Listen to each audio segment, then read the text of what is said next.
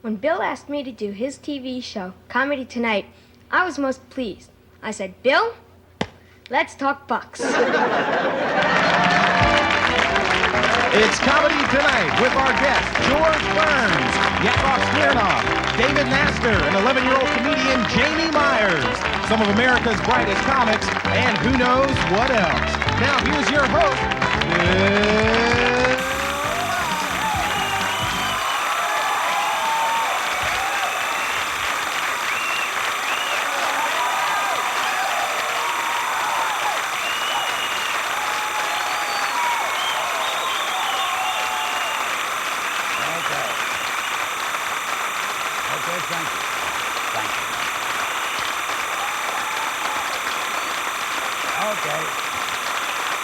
Thank you. Look, thanks for standing. If I can stand, you can stand. I'm not Bill Boggs. I'm Sam Newman. I'll see you later.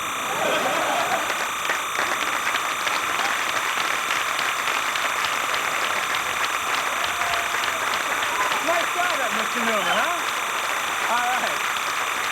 Sam and I will be chatting later, but first, here's a young comedian who has worked every comedy club in the Soviet Union. He's a Russian comedian. He's been at Shackles. He has worked at Shoot a Rising Star, the vulgar joke man, Yakov Smirnoff.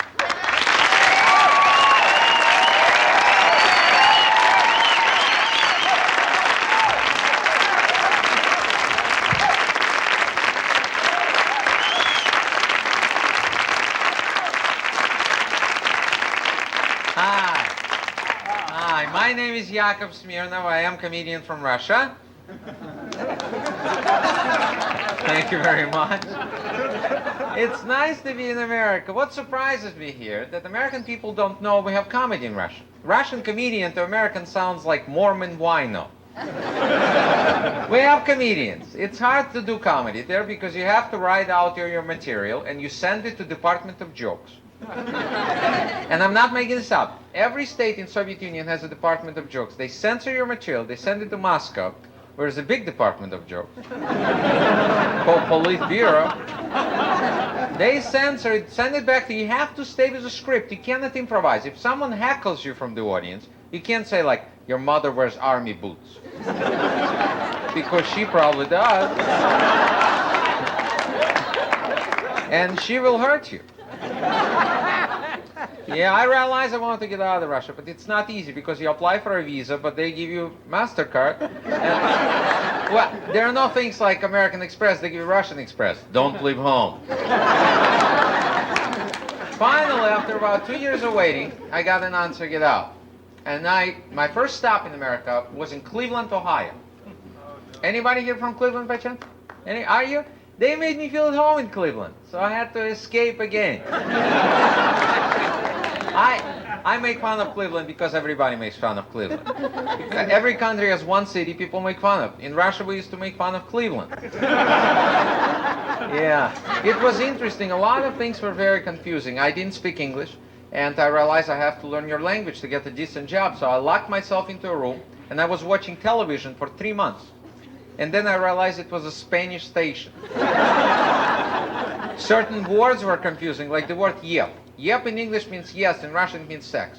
I'm not making this up. I'm arriving to America, I'm just hearing yep, yep, yep, yep, yep. I said to myself, what a country. I met this girl, she said she was a yeppy. I said, what a country. Yeah, it's a lot of things are confusing. A couple of days ago, I was in a friend's car, and it's a Chrysler that talks to you. And it says, the door is ajar. There's a confused announcement.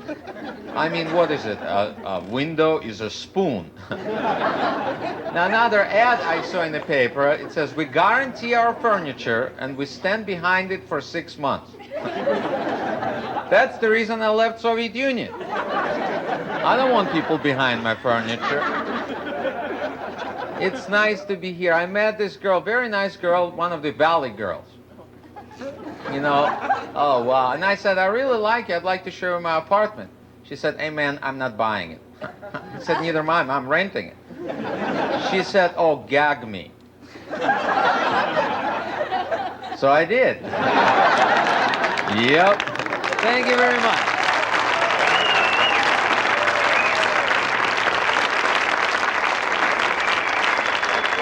Yakov, thank you very much.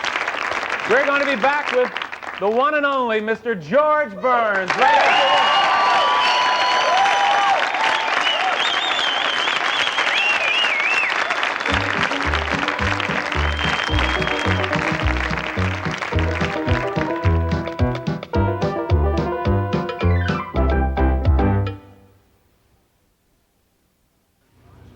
All right, it's a very special night here at Comedy Tonight because we're honored to have with us a comedy legend. Me? Yep, actor, right? Author, comedian, and one of the most popular men in the history of American romance. And also a country singer. The incomparable George Burns. Now, George.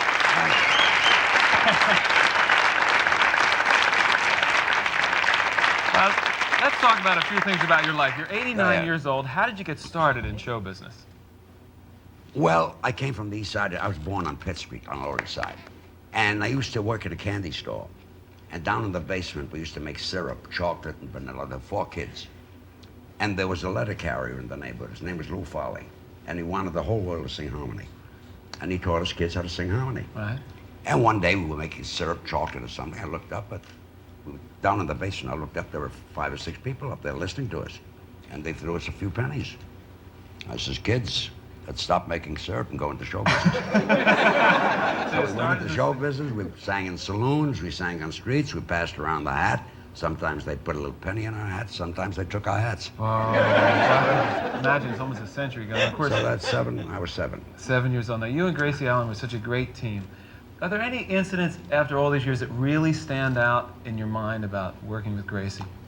Well, one thing, Gracie could, if you said to Gracie, how's your brother, she talked for 38 years. And so you get certain breaks in show business. And we were doing a radio show once. Every time we got into trouble, the lights went out. We couldn't see the script. I said, Gracie, how's your brother? She talked until they put out the lights. And I was sitting in Arthur Lyon's house once, an agent. He was Jack Benny's agent, not mine. I was sitting there with Jack and Mary and Gracie and myself. And we were making then about, $350 or maybe $400 a week. It was a lot of money in those days. We were what you call a standard good man and woman act. And Arthur Lyons came over to the table and he said to Jack Benny, how would you like to make $1,800? Jack Benny's doing what? He says, Fred Allen is supposed to do a short for Warner Brothers at Long Island. You go there tomorrow, you do 9 minutes, you pick up $1,800. Jack says, I can't do that. I said, we can do it. So the next day we went to Long Island. And the set for Fred Allen was an interior of a living room. Well, that didn't fit us, because we were very young. We were doing a boy and girl act. We were doing a street corner act. But we had to make the set fit. So Gracie came on the stage and looked in the set. She looked in flower pots. She looked under pillows. I said, what are you looking for? She says, the audience.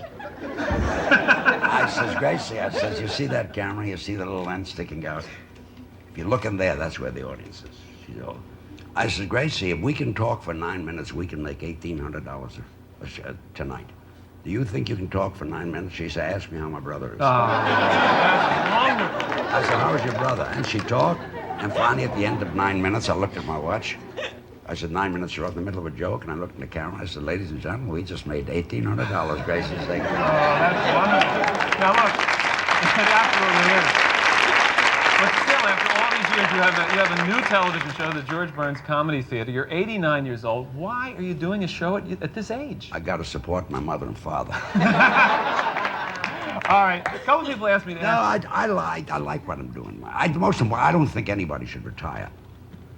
You know, what do you do when you retire? You sit there and play with your cuticles. And watch you. Well, you ever play with your cuticles? Not recently. It's exciting. Anyway, I get out of bed. I can't make any money with it. Somebody wanted to know. Go ahead, George. My sister Goldie made a fortune.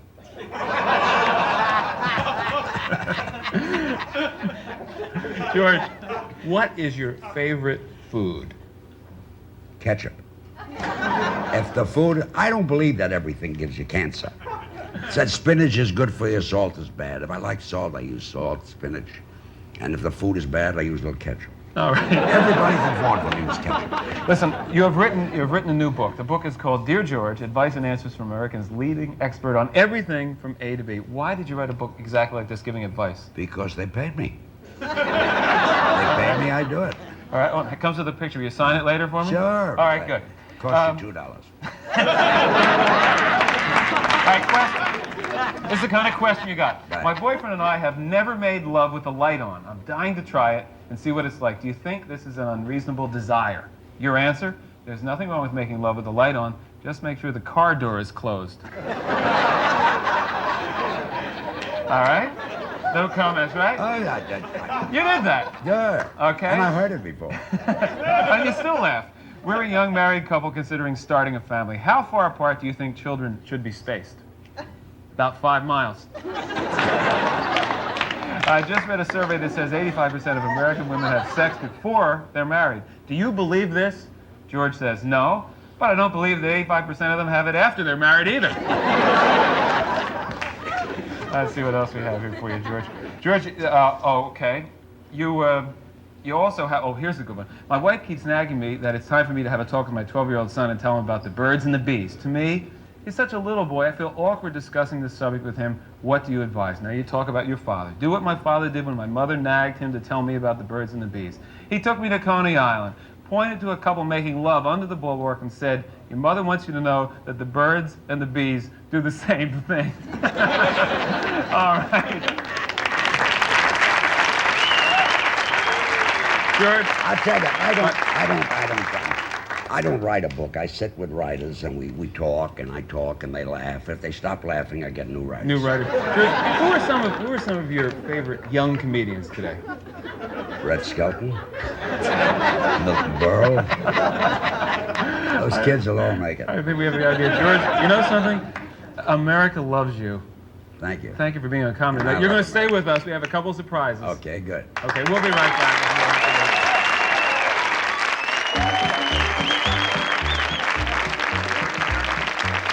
Coming up, George Burns meets an 11-year-old comedian.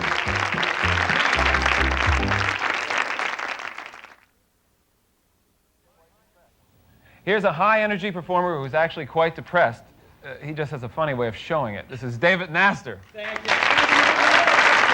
Okay, cut it. All right. Clap. Too late. No. Do it. Come on.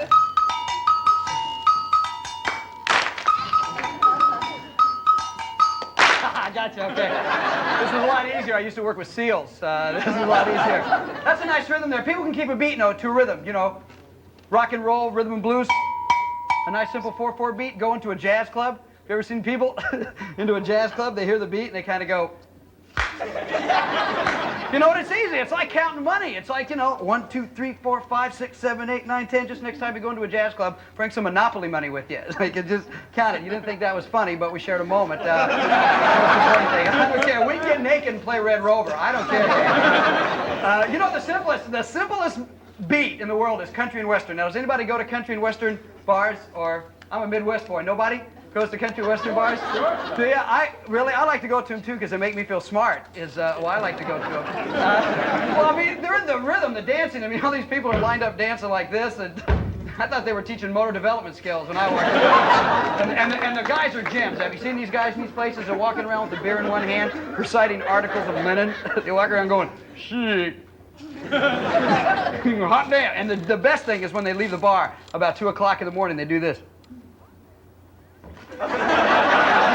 Hot damn, I did. And then they walk away. Have you seen it? Half of their butts hanging out of their pants. Don't you just want to go up to these guys and go, look in the mirror before you go out? And the way they ask women, have you seen, ladies, these guys are gems when they ask you to dance. They go, you want to dance? And you say no. Well, what'd you come here for then? Like you're going to go, to be with you, stud man. And have you ever danced with someone you think is real fine and they start goofy dancing on you? Has that ever happened? You go out to dance with them and they start just jumping up and down and you hope they turn around so you can just scoot away. One of my favorite things, and asking people to dance. I was over in the United Kingdom in Scotland. These guys talk about a rhythm. They'll go up to women in Scotland, the guys, and they'll say, "Excuse me, are you dancing?" And the women say, "Are you asking?" "Oh, yeah, I'm asking that I'm dancing." Isn't that nice? Can you imagine a guy from Scotland walking up to a woman at the Palladium here in New York trying that? "Excuse me, are you dancing?" "Does it look like I'm dancing?" "Why don't you just beam it out of here, Scotty, all right?" Now, I'm thinking to myself, how do they talk to each other in Scotland if they're married in bed at night, husband and wife? Does that follow the same rhythm? in bed at night? Does he nudge his wife in the middle of the night being a gentleman? "Excuse me, are you sleeping?" She would say, "Well, are you horny?" "Yeah, I'm horny." "Then I'm sleeping." Thanks a lot.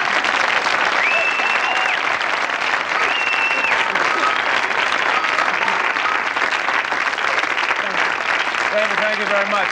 All right, now, as you know, we have one of America's oldest funny men with us tonight, so we thought it would only be fair to get some thoughts from one of the youngest. I have had whiskey older than this next performer, and so has he. This is 11-year-old Jamie Myers.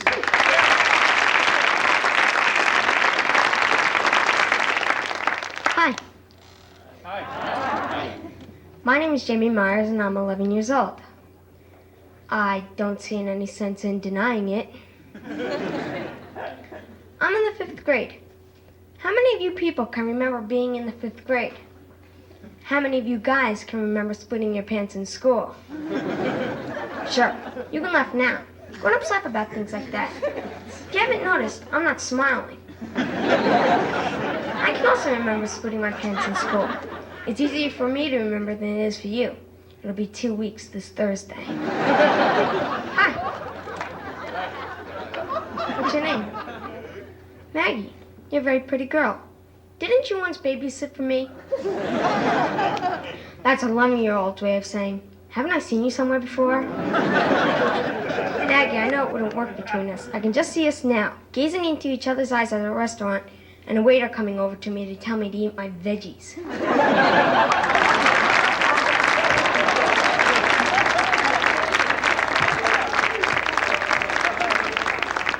It wasn't until just this year that I started liking girls.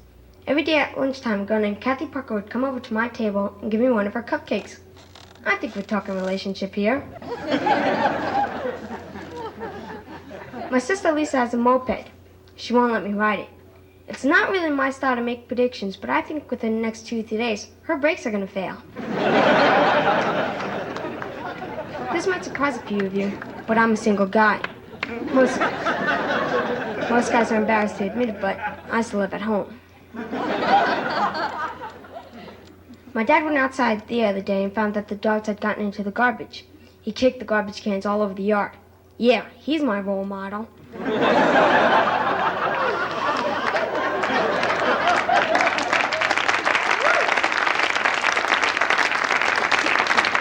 The other day, Kathy Parker gave her extra cupcake to an 8th grader. She told the lady she wanted a guy with more experience. More experience at what? You might have noticed that I don't curse in my act. There's a reason for that. I'm not allowed. If you laughed at some of the things I said tonight, I thank you very much. If you didn't laugh at any of the things I said tonight, I hope you have a miserable Christmas. Thank you very much.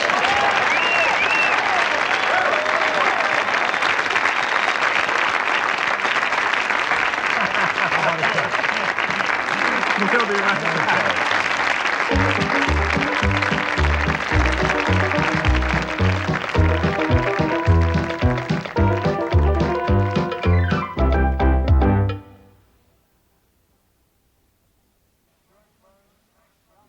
Thanks to our guests, George Burns, Yakov Smirnoff, David Naster, Jamie Myers, and our announcer, Mark McEwen.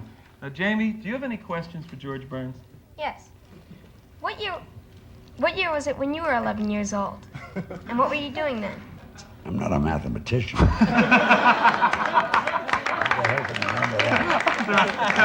I started when I was 7 with the Pee Wee Quartet. That's, I've been in show business 82 years. Now, and Jamie, you're in the right business. Stay with it. What, have another question for Mr. Burns? How did you like my act? I loved it. I'm gonna steal some of your stuff. Yakov, what about you? Mark, go first. Back on the old Burns and Allen show, when you used to turn and talk to the camera, that used to drive me wild. Whose idea was that? That was great. My idea. Of course. I'll tell you something. I wasn't too talented at that time. Gracie had all the talent. What made us a good team is I was able to think of the stuff and Gracie was able to do it. That's what made us That is a good team. Yeah, you know. I was able to steal the stuff and Gracie was able to do it.